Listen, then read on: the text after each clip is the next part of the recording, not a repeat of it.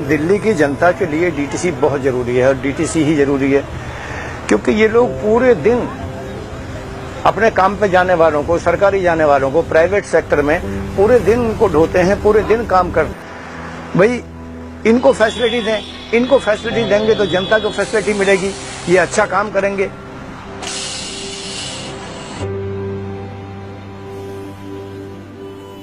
अपने लिए तो ये कुछ नहीं मांग रहे हैं, जनता के लिए मांग रहे हैं ये।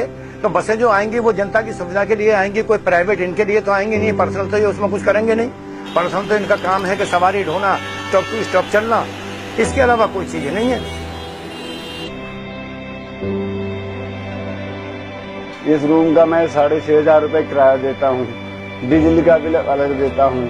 उसके बाद में ये हाल है कि तनख्वाह हमारी आ रही 10,000। सिर्फ इस 10,000 में हम क्या करेंगे?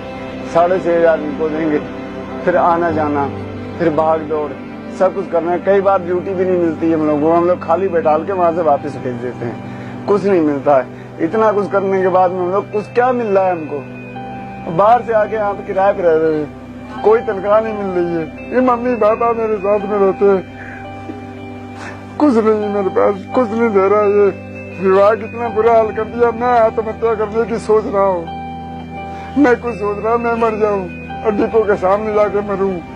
जब मेरा बेटा सुबह 4 बजे उठते हैं और तैयार होते हैं, मैं खाना बना के देती हूँ, टिफिन लेके जाते हैं, भागते हुए जाते हैं, ड्यूटी छूट जाएगी। मैं पीछे, मेरे भी यही ध्यान रहता है कि कैसे सड़कें पार करते होंगे, क्या करते होंगे, कैसे जाते होंगे। मैं भी फोन कर करके पूछती रहती हूँ। फिर पूछा जाता है 1 घंटे बाद, नहीं मम्मी अभी मेरा नंबर नहीं आया। फिर मेरा नंबर नहीं आया। धीरे धीरे दोपहर हो जाती है, दोपहर से शाम हो जाती है, शाम को फिर ये खाली हाथ वापस लौट आते हैं। सुबह 3 बजे उठने के बाद भी अपने घर की तैयारी करके, छोटे मोटे घर के काम करके भी, और सुबह पहुंचना पड़ता है इतनी जल्दी, क्योंकि शिफ्ट की ड्यूटी है ये।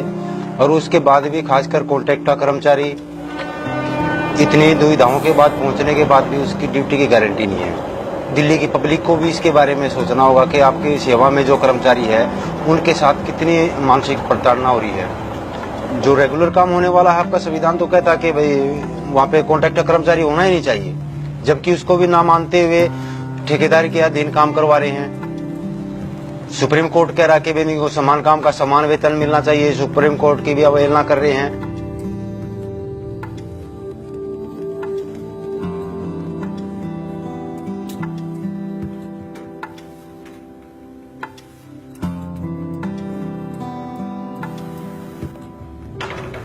मेरा नाम देव कुमार है और मैं डीटीसी के अंदर कंडक्टर हूं।